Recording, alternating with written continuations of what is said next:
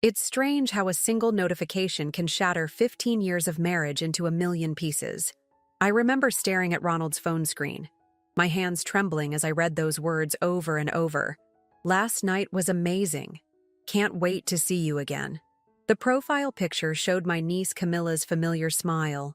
The same smile I'd watched grow from childhood into womanhood. The same smile I'd seen at countless family gatherings, holidays, and Sunday dinners.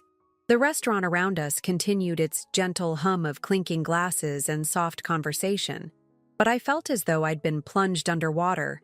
Everything became muffled, distant. Just 24 hours earlier, Ronald had forgotten our anniversary, claiming work obligations with colleagues. I'd believed him. Of course I had. Why wouldn't I believe my husband of 15 years? The man who'd promised to love and cherish me until death do us part. Is everything all right, ma'am? A concerned waiter approached our table, noticing my distress. I barely managed to nod, my throat tight with unshed tears. Ronald would return from the restroom any moment, and I needed to decide how to handle this revelation. My niece, my sister's daughter. The betrayal wasn't just of our marriage, it was a violation of our entire family's trust. I could see them now, all those little signs I'd ignored. The late-night texts he'd shielded from my view, the sudden interest in family gatherings he'd previously avoided, the mysterious work meetings that seemed to multiply. How long had this been going on? How many family dinners had I hosted, blissfully unaware of the secrets being exchanged across my own table? When Ronald returned, his cologne, the new one I'd noticed but hadn't questioned, seemed to suffocate me. He sat down with that easy smile I'd once loved, now transformed into something that made my stomach turn. I didn't scream. I didn't cause a scene. Instead, I looked into the eyes of the man I'd shared my life with and asked two simple questions. Why? Where did I go wrong? The color drained from his face as he noticed his phone in my hands. The carefully constructed facade crumbled, and in that moment, I saw him for what he truly was. A coward who couldn't even offer me the dignity of honesty. Ramona, he started, but I held up my hand. I didn't want excuses. I didn't want apologies. I wanted my dignity. I want you out of the house by tomorrow, I said, my voice steady despite the earthquake happening inside me. It's in my name anyway. You can stay with her if she'll have you. The drive home was a blur. Ronald attempted to speak several times, but I'd turned the radio up, drowning out his words with whatever pop song was playing. I didn't want to hear his justifications or his excuses. The time for talking had passed the moment he decided to betray not just me, but our entire family. That night, as I lay in my bed, I thought about the journey ahead. The house felt enormous and empty, yet somehow less suffocating than it had been with the weight of unspoken secrets. Tomorrow, I would need to face my sister, my family, our shared friends. Tomorrow, I would need to begin rebuilding my life from the ashes of what I thought was a happy marriage. But tonight, I allowed myself to grieve. Not just for the loss of my marriage, but for the loss of trust in someone I'd given my heart to completely. As tears soaked my pillow, I remembered the words my grandmother had told me years ago. Sometimes God removes people from your life as a sign of His protection. I hadn't understood then. I was beginning to understand now. Little did I know, this ending would become the beginning of a journey I never expected to take, one that would lead me to rediscover not just my faith, but myself. The first week after Ronald left was a blur of sleepless nights and unanswered calls. My phone buzzed constantly with messages from well-meaning friends and family, but I couldn't bring myself to respond. How do you tell people that your husband of 15 years had been having an affair with your niece? The words felt bitter in my mouth, like swallowing broken glass. My sister Julia called 17 times before I finally answered. Her voice cracked as she spoke. Ramona, I don't know what to say. I'm so ashamed. I had no idea Camilla could... She broke down, and I found myself in the bizarre position of comforting her, even as my own world lay in pieces around me. It's not your fault, I heard myself saying, though part of me wanted to scream at her, demand to know how she hadn't noticed, how none of us had noticed. But the truth was, I hadn't noticed either. We had all been blind. The house felt different now. Spaces that had once been filled with memories of shared laughter and love now echoed with emptiness. I walked through each room, noticing the gaps where Ronald's things had been, the missing photos from the walls, the empty side of the closet, the vacant spot where his favorite armchair had sat. Each absence was both a wound and a relief. One morning, about 2 weeks after everything fell apart, I found myself standing in front of St. Michael's Church. I hadn't been inside for years. Ronald had always complained about attending services, claiming Sunday was his only day to relax. Now, looking at the familiar stone steps and stained glass windows, I felt something stir inside me, a memory of peace I'd forgotten I needed. The wooden doors creaked as I pushed them open, and the scent of incense and old wood enveloped me like a familiar embrace.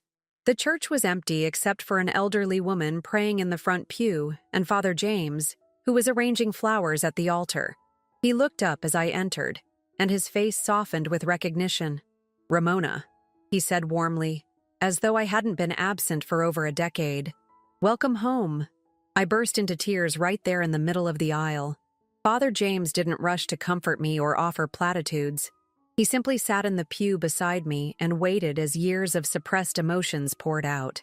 When the tears finally subsided, he handed me a tissue and said something that would stay with me forever. "Sometimes, Ramona, what feels like an ending is actually God's way of giving us a new beginning." That morning marked a turning point. As I sat in the familiar pew, sunlight streaming through the stained glass windows and casting rainbow patterns on the floor, I felt something shift inside me. The pain didn't disappear. It was still there, raw and throbbing. But alongside it, I felt something else. Possibility. I started attending morning services regularly. The rhythm of the prayers, the quiet moments of reflection, the sense of community. It all helped anchor me during those turbulent first weeks. Some of the older church members remembered me from before, and their quiet acceptance, free from judgment or pity, became a balm for my wounded spirit. Camilla tried to contact me once during this time. A text message that read, "Aunt Ramona, please let me explain." I stared at those words for what felt like hours before deleting them. What explanation could possibly justify betraying not just me, but our entire family's trust? Some wounds run too deep for explanations. Julia was different. My sister's shame and guilt were palpable in every interaction, though I never asked for either. Our relationship, once so close we could finish each other's sentences, became fragile and uncertain. She would call, her voice small and hesitant, to check on me or share news about our parents, carefully avoiding any mention of Camilla or Ronald. One evening, as I sat in my kitchen, I had started thinking of it as my kitchen now, not ours, looking through old photo albums, I came across a picture from my college days. It showed me standing proudly in front of the university library, dreams of becoming a teacher shining in my eyes, dreams I'd set aside when Ronald suggested I focus on building our home instead. That night, I opened my laptop and Googled University Adult Education Programs. As I scrolled through the options, something that had been dormant inside me for years began to stir. Hope, maybe, or determination. I wasn't sure which, but for the first time since that devastating anniversary dinner, I felt a spark of excitement about the future. The house still felt too big some nights. The silence still echoed with questions I'd never get answers to. But slowly, day by day, I was beginning to fill those spaces with something new, something that was entirely mine. Just as I was starting to find my footing, however, life threw another curveball. A wedding invitation arrived in the mail, Ronald and Camilla's names engraved in elegant script. As I stared at the cream-colored paper, I realized this wasn't just about surviving betrayal anymore. This was about choosing who I wanted to be in the face of it. The wedding invitation sat on my kitchen counter for 3 days. Every morning I'd stare at it while sipping my coffee, its presence a constant reminder of everything I'd lost, and everything I was fighting to regain. On the 4th day, I picked it up and did something that surprised even me. I wrote "Congratulations" on a simple note card, sealed it in an envelope, and mailed it back with my regrets. It wasn't forgiveness. I wasn't ready for that yet. But it was my way of saying I wouldn't let their choices define my story anymore. That same afternoon, I submitted my application to the local university's education program. At 40, I would be significantly older than most of my classmates, but for the first time in years, I felt young again, alive with possibility. The university campus buzzed with an energy I'd forgotten existed. Walking through the registration office, I felt both terrified and exhilarated. The young woman behind the desk, probably no older than Camila, smiled warmly as she processed my paperwork. "We have quite a few mature students in our program," she said, as if reading my mind. "Some of our best students, actually. They know exactly what they want." Did I know what I wanted? The question haunted me as I walked back to my car. For so long, my wants had been tangled up with Ronald's. His career, his preferences, his dreams. Now, standing alone in the autumn sunshine, I realized I had the freedom to discover my own answers. My first class was educational psychology. I arrived early, choosing a seat near the back where I could observe everything. As other students filtered in, I felt my anxiety rising. What was I thinking? I was old enough to be their mother. But then something unexpected happened. A woman about my age sat down beside me. "First day jitters?" she asked with a knowing smile. "I'm Felicity, former real estate agent, current nervous wreck." Just like that, I found my first real friend since the divorce. Felicity had left a successful career to pursue her dream of teaching special education. Over coffee after class, we shared our stories. Her divorce had been amicable, but the aftermath had left her questioning everything she thought she knew about herself. "It's like being handed a blank canvas," she said, stirring her latte. "Terrifying, but also kind of amazing, right?" She was right. Each day brought new challenges, but also new discoveries. I found I had a natural aptitude for developmental psychology, and my life experience gave me insights my younger classmates hadn't yet acquired. For the first time in years, I felt truly engaged with life, not just going through the motions. The transformation wasn't just academic. I started taking better care of myself, joined a yoga class, began eating healthier, even got a new haircut. Small changes, but each one felt like reclaiming a piece of myself I'd lost somewhere along the way. Julia noticed the change in me during one of our now regular Sunday phone calls. "You sound different," she said. "Stronger." "I am stronger," I replied, and I meant it. We still hadn't directly addressed the elephant in the room, Camilla's upcoming wedding. But our conversations had become more genuine, less weighted with unspoken guilt and resentment. One evening, after a particularly challenging study session, I found myself driving past our old favorite restaurant, the one where I'd discovered Ronald's betrayal. Without thinking, I pulled into the parking lot. The host recognized me, his face registering concern, but I assured him I was fine. I requested a table for one, ordered my favorite meal, and opened my textbook. As I sat there, surrounded by couples and families enjoying their dinners, I realized something profound. I wasn't just surviving anymore. I was living. The pain hadn't disappeared. I doubted it ever would completely, but it had transformed into something else. Something that felt remarkably like wisdom. My phone buzzed with a text from Felicity. "Study group tomorrow? I'll bring coffee and sympathy for our statistics homework." I smiled, typing back a quick yes. Then I noticed another message from Camilla. "I miss you, Aunt Ramona. I know I don't deserve your forgiveness, but I need you to know how sorry I am." My hands trembled slightly as I read her words. The old pain flared, but it didn't overwhelm me anymore. I set the phone down without responding. But for the first time, I felt something shift in my heart. Not forgiveness, not yet, but perhaps the beginning of acceptance. That night, as I worked on my assignment at my kitchen table, I caught my reflection in the window. The woman looking back at me wasn't the same one who'd sat in this same spot months ago, shattered by betrayal.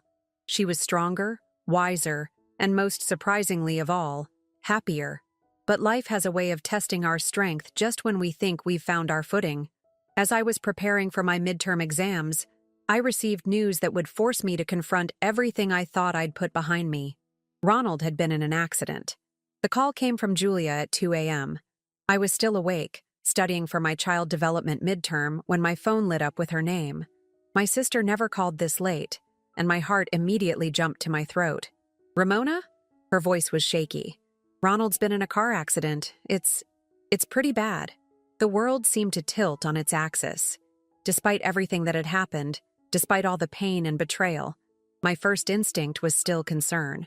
15 years of loving someone doesn't just vanish, no matter how much you might want it to. "Camilla's at the hospital," Julia continued hesitantly. She asked if you would come." I sat in silence, my textbook still open to a chapter about emotional development in adolescence. The irony wasn't lost on me. "Why me?" I finally asked. "Because you're the strongest person we know," Julia replied simply. "And right now, we all need some of that strength." The hospital corridors were eerily quiet at that hour. My footsteps echoed against the linoleum floors as I followed the signs to the ICU waiting room. I saw Camilla first, hunched in an uncomfortable plastic chair, looking younger and more vulnerable than I'd seen her in years. When she looked up and saw me, her face crumpled. "Aunt Ramona," she whispered.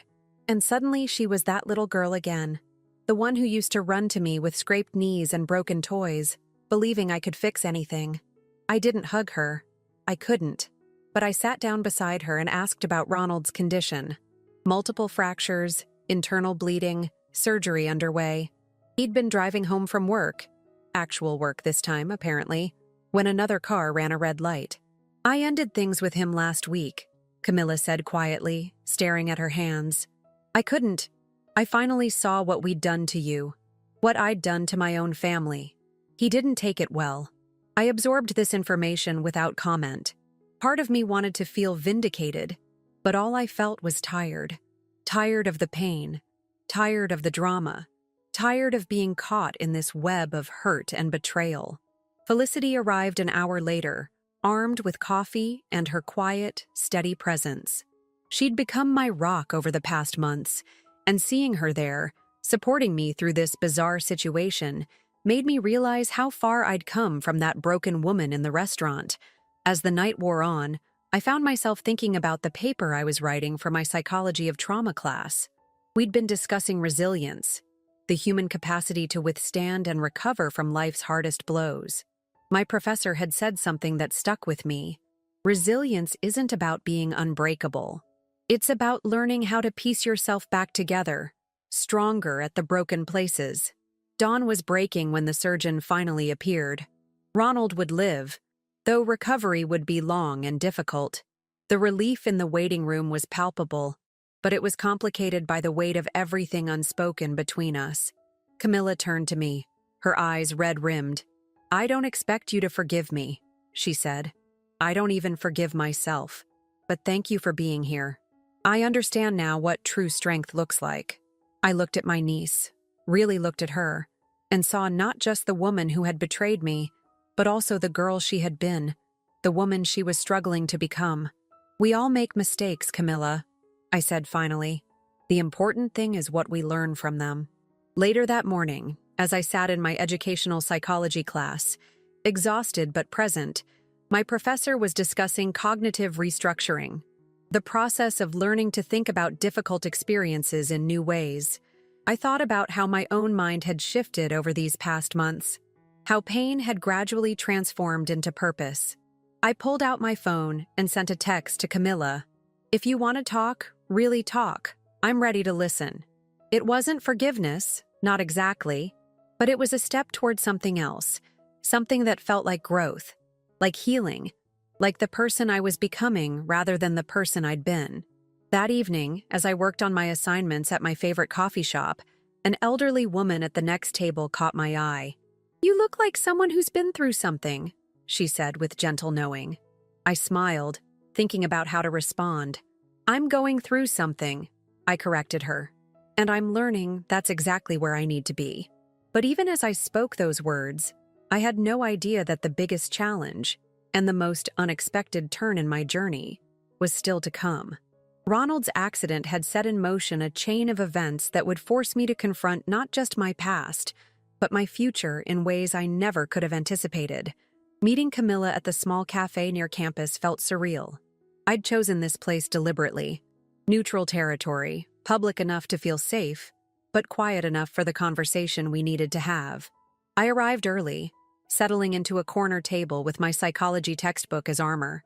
Camilla looked different than she had in the hospital. Her usual confident demeanor was replaced by something more subdued, more authentic.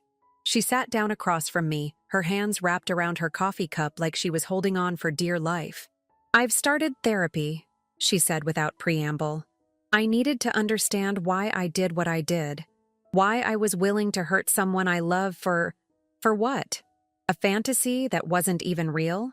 I took a sip of my tea, letting her words settle between us. The anger that had once burned so hot had transformed into something else. Not quite forgiveness, but perhaps understanding. "Tell me," I said simply. What followed was a conversation that stretched for hours. Camilla spoke about her own insecurities, her pattern of seeking validation in destructive ways, her fear of never being enough. I found myself sharing too, about the years I'd spent dimming my own light to make Ronald comfortable, about the dreams I'd set aside, about the strength I'd discovered in starting over. "I always looked up to you," Camilla admitted, tears sliding down her cheeks. "You were everything I wanted to be. Successful, confident, loved. I think part of me wanted to prove I could take that away. How sick is that?" "We all have darkness in us," I replied, thinking about my recent psychology readings on human behavior. The question is what we do once we recognize it.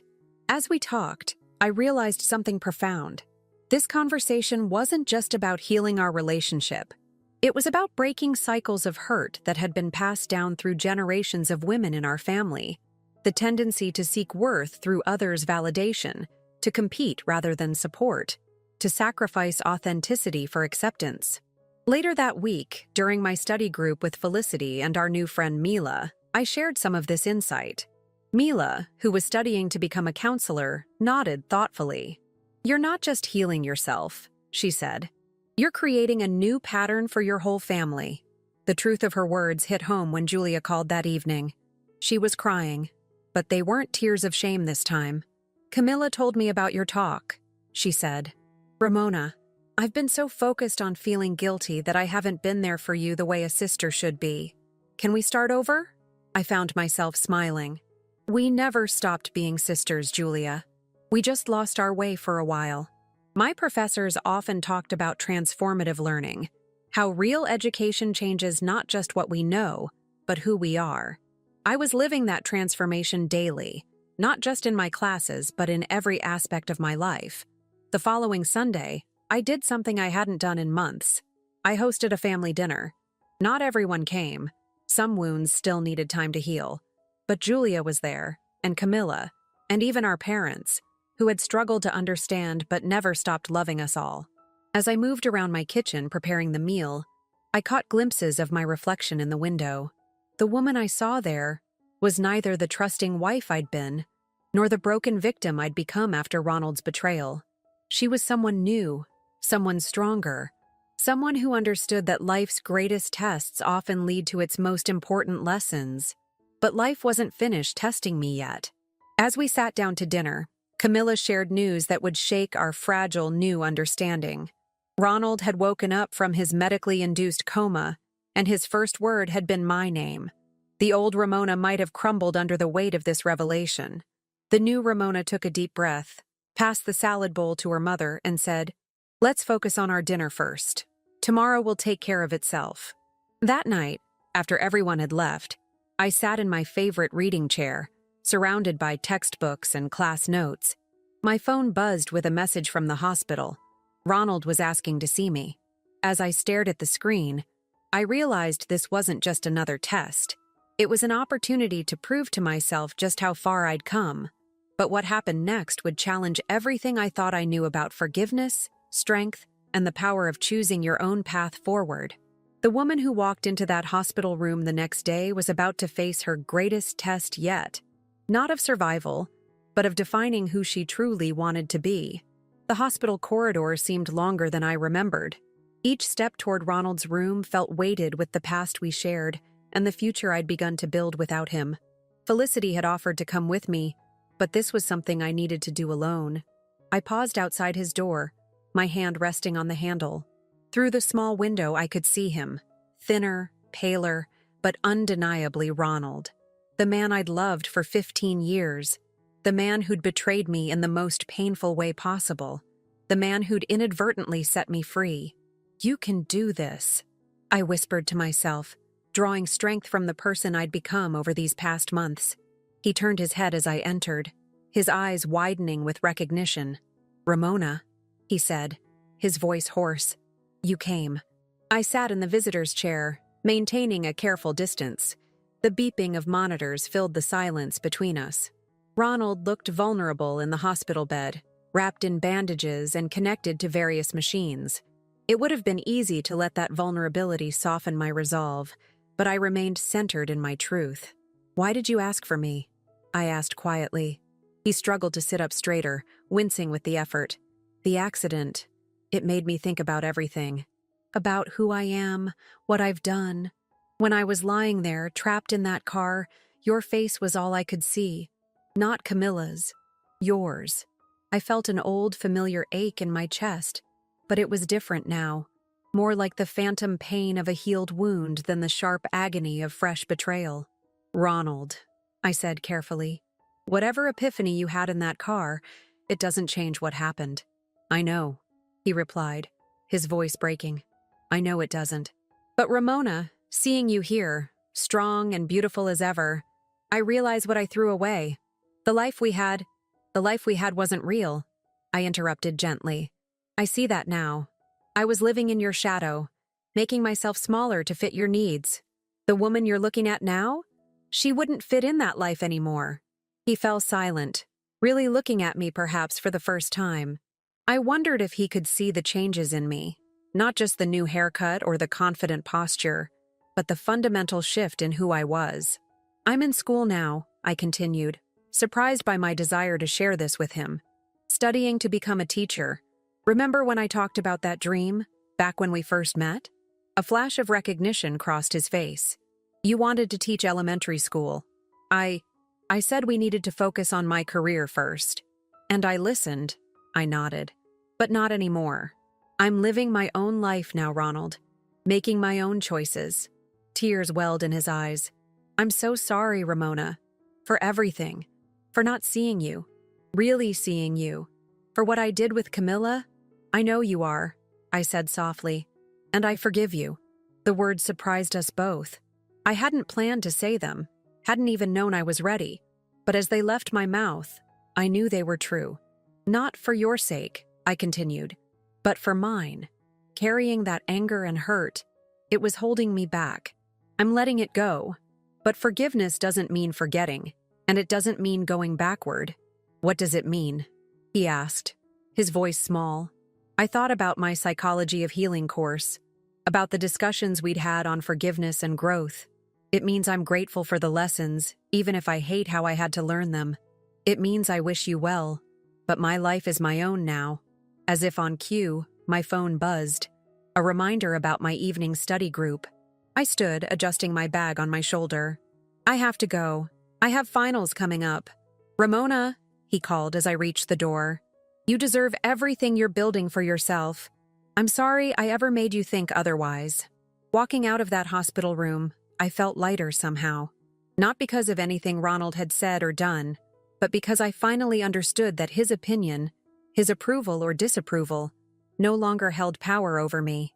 In my car, I checked my phone to find messages from Felicity and Mila about our study session, from Julia asking how it went, and from Camilla sharing a quote from her therapy session. Each message represented a thread in the new tapestry of my life. Relationships built on mutual respect and understanding rather than dependency and obligation. But as I drove toward campus, I couldn't shake the feeling that this closure with Ronald wasn't really an ending at all. It was setting the stage for something else, something that would test my newfound strength in ways I never expected. Sometimes the hardest battles aren't fought against others, but against the echoes of who we used to be. The weeks following my visit to Ronald's hospital room brought unexpected challenges. Word spread quickly through our social circle that I'd forgiven him, and suddenly everyone had an opinion about what that should mean. Old friends called with well-meaning but misguided advice about giving love another chance. Even my mother hinted that forgiveness might lead to reconciliation. They didn't understand that my forgiveness wasn't about Ronald at all. It was about me choosing to release the weight of anger and betrayal I'd been carrying. During one of our study breaks, I tried to explain this to Felicity. "It's like they think forgiveness is the same as forgetting," I said, pushing away my educational psychology textbook in frustration. Felicity, who'd become more than just a study partner over these months, nodded thoughtfully. "People love a redemption story," she replied. "They want the neat, happy ending. But real life isn't that simple, is it?" She was right. Real life was messy and complicated, full of unexpected turns and difficult choices. Like the email sitting in my inbox from a prestigious teaching program in Boston, offering me an internship for the following semester. It was an amazing opportunity, one that would jumpstart my new career. It was also 3 states away from everything and everyone I knew. That evening, as I sat in my regular pew at St. Michael's, I found myself thinking about choices and consequences. Father James found me there, lost in thought. "You seem troubled," he observed, sitting beside me. I showed him the email on my phone. "It's everything I've been working toward," I explained. "But taking it means leaving behind the support system I've built here. My family, the church, my friends, just when we're finally healing." He smiled gently. "Sometimes, Ramona, the greatest act of faith is believing that the bonds we've built are strong enough to stretch without breaking." His words stayed with me as I drove home, where I found Camilla waiting on my doorstep. My first instinct was still to brace myself for pain, but her expression was open, vulnerable. "I heard about the internship from Aunt Julia," she said as I unlocked the door. "I also heard you're thinking of turning it down because of us." Inside, over cups of tea, Camilla spoke with a maturity that surprised me. "You can't put your dreams on hold for us anymore, Aunt Ramona. That's what the old you would have done. The you that existed before I helped break everything apart." I studied my niece's face, seeing echoes of the little girl she'd been, and glimpses of the woman she was becoming. "We're all learning and growing, aren't we?" She reached across the table and squeezed my hand. "That's why you have to take this opportunity. Show us all how to be brave enough to chase our dreams." That night, I couldn't sleep. I found myself going through old photos on my phone, stopping at one taken recently at our Sunday family dinner. There we all were. Julia, Camilla, our parents, even Felicity, who'd become honorary family. All of us smiling, healing, moving forward. The image blurred as tears filled my eyes, but they weren't tears of sadness. The next morning, I walked into my child development class with a new sense of purpose. During our discussion about resilience in children, my professor said something that resonated deeply. Resilience isn't just about bouncing back from adversity. It's about bouncing forward, using challenges as springboards for growth. During lunch, I met with Felicity and Mila in our usual spot in the campus cafe. Before I could speak, Felicity slid an envelope across the table. "Open it," she urged with a smile. Inside was a printout of an email. She'd been accepted to a teaching position in a town just outside Boston. "I applied after you told me about your internship," she explained. "I figured if you were brave enough to make the leap, maybe I could be too." Mila raised her coffee cup in a toast. "To new adventures." That evening, I sat down at my computer and began typing my acceptance email to the internship program. As I wrote, I felt a profound sense of rightness settle over me. This wasn't running away from my past. It was running toward my future. But just as I was about to hit send, my phone rang. It was Julia, and her voice held a note of panic I hadn't heard since the night of Ronald's accident. "Ramona, you need to come over right now. There's something you need to see." As I grabbed my keys and headed for the door, I couldn't help but wonder if the universe had one more test in store for me before I could truly begin my new chapter. The drive to Julia's house felt endless. My sister's voice had carried that edge of urgency that made my stomach knot, but she'd refused to explain over the phone. The streetlights cast long shadows as I pulled into her driveway, where Camilla's car was already parked. Inside, I found them both in Julia's kitchen. Camilla's eyes were red from crying, and Julia was pacing, her hands twisting together in that nervous habit she'd had since childhood. On the kitchen counter lay an open laptop. "You need to see this," Julia said, gesturing to the screen. What I read in the next few minutes shook me to my core. They were emails, dozens of them, that Camilla had discovered while sorting through Ronald's old correspondence for insurance purposes. Emails that revealed a truth none of us had known. Ronald hadn't just betrayed me with Camilla. He'd been manipulating both of us, playing a calculated game of emotional chess with our lives. "He told me you were planning to leave him," Camilla whispered, her voice breaking. "That you'd found someone else. That you didn't love him anymore. He made me think I was helping him through his pain." I sat heavily in one of Julia's kitchen chairs, my mind spinning. The email showed a pattern of manipulation stretching back months before the affair began. Ronald had been methodically creating rifts between Camilla and me, between me and my family, all while presenting himself as the victim of circumstances. "There's more," Julia said quietly, scrolling through the messages. "He did this before, in his previous job, with his former boss's daughter. That's why he left that position so suddenly." The revelation should have devastated me. A few months ago, it would have. But as I sat there watching my sister and niece grapple with this new pain, I felt something unexpected. Relief. "Don't you see?" I said, my voice stronger than I expected. "This proves what I've been learning all along. This was never about us not being enough. This was about his own broken parts, his need for control and validation." Camilla looked up, tears streaming down her face. "How can you be so strong? I feel like I'm falling apart all over again." I moved to sit beside her, taking her hand. "Because I'm not the same person he hurt.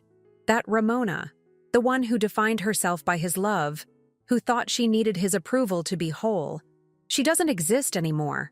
And you know what? I'm grateful for that." Julia stopped pacing, staring at me. "Grateful?" "Yes," I said firmly. "Every step of this journey, painful as it's been, has led me to myself, to my strength, to my dreams, to understanding what I really want from life." I pulled out my phone and opened my email. Right there, in Julia's kitchen, with my sister and niece watching, I sent my acceptance to the Boston internship program.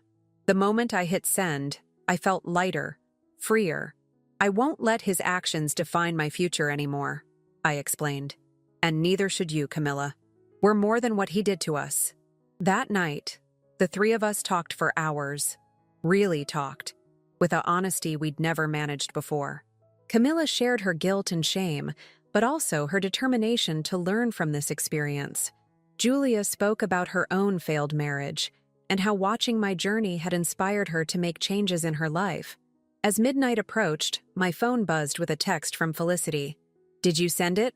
Are we Boston bound?" Looking at my sister and niece, I realized that moving forward didn't mean leaving everything behind. Some bonds grow stronger with distance, refined by the space to become who we're meant to be. "I have something to tell you both," I said, putting my phone down. "About Boston, about my plans, about everything." But before I could continue, Camilla's phone rang. It was the hospital. Ronald had taken a turn for the worse. The next few hours would test everything I thought I knew about forgiveness, strength, and the price of freedom. Sometimes the hardest battles aren't fought against others, but against the whispers of who we used to be, trying to pull us back into old patterns. As we rushed to the hospital, I couldn't help but wonder, was this one final test, or the beginning of an entirely new chapter? The hospital corridors felt different this time. As I walked beside Julia and Camilla, our footsteps echoing in the late-night quiet, I realized how much had changed since that first devastating night when Ronald's accident brought us all here. We found Ronald's doctor waiting for us outside the ICU. Complications had arisen, internal bleeding they hadn't caught earlier. He needed surgery, and he was asking for me again. Just me. "You don't have to go in," Camilla whispered, squeezing my hand. But I did. Not for Ronald, but for myself. To close this chapter properly, on my own terms. He looked small in the hospital bed, gray-faced and scared, When he saw me, tears filled his eyes. "Ramona," he breathed. "I need to tell you something before—" "I know about the emails, Ronald," I said quietly. "About everything." He closed his eyes, a tear sliding down his cheek. "I'm sorry. I know that's not enough, but I'm sorry. I've spent my whole life manipulating people, trying to control everything and everyone around me. And now, facing this," he gestured weakly at the machines surrounding him, "I realize what a waste it all was." I sat in the chair beside his bed, feeling an odd sense of peace. "You know what's strange? I'm actually grateful." His eyes opened, confusion evident in them. "Not for the pain you caused," I continued, "but for what it taught me. About myself, about strength, about what I'm capable of. I wouldn't be who I am now if you hadn't broken everything I thought I knew about love and trust." "Who are you now?" he asked softly. I smiled, thinking about my acceptance email to Boston, about Felicity's friendship, about my renewed relationships with Julia and Camilla, about my studies and my dreams. I'm the woman I was always meant to be, the one who doesn't need anyone else's validation to know her worth. The monitors began beeping more urgently, and a nurse hurried in. As they prepared to take Ronald to surgery, he caught my hand. "Ramona, I hope you find everything you deserve in life." "I already have, Ronald. I found myself." In the waiting room, I held Camilla as she cried, both for the man she thought she'd loved and for the innocence she'd lost in discovering his true nature. Julia brought us terrible hospital coffee, and we sat together, a family healing not just from Ronald's betrayal, but from generations of teaching women to seek their value in men's approval. Hours later, the doctor returned. Ronald had survived the surgery, but he had a long recovery ahead. As the news settled over us, I felt the last weight lift from my shoulders. His survival or death wouldn't define my story anymore. 2 months later, I stood in my empty house, the last boxes packed for Boston. Felicity had already found us an apartment near our respective schools, and Camilla had helped me sort through years of accumulated memories, keeping only what served the woman I'd become. My phone buzzed with a message from Julia. "Ready for your going-away party?" The gathering at Julia's house was different from any family event I'd attended before. There was my parents, beaming with pride over my new career path. Camilla, excited about starting her own therapy practice. Julia, sharing plans for her new business venture. Felicity and Mila, now as much family as friends. Even Father James had come to offer his blessing. As I looked around at these faces I loved, I realized something profound. Sometimes the worst betrayals lead us to our greatest truths. Every person in this room had played a part in my transformation. Even Ronald, whose actions had inadvertently set me free. Later that night, I took one last walk through my empty house. In the kitchen window, I caught my reflection. Strong, confident, ready for whatever came next. The woman looking back at me wasn't defined by betrayal or loss, but by the strength she'd found in rebuilding herself. My phone lit up with a final text from Camilla. "Thank you for teaching me that forgiveness doesn't mean going backwards. I love you, Aunt Ramona." As I locked the door for the last time, I thought about the journey ahead. Boston wasn't just a new city or a new job. It was the next chapter in a story that was finally, truly mine to write. They say that when one door closes, another opens. But they don't tell you that sometimes you have to be the one to build that new door, to chart your own path forward. Standing on my porch under the starlit sky, I knew with absolute certainty that while my story had begun with betrayal, it wouldn't end there. This was my beginning, my choice, my life, and I was ready.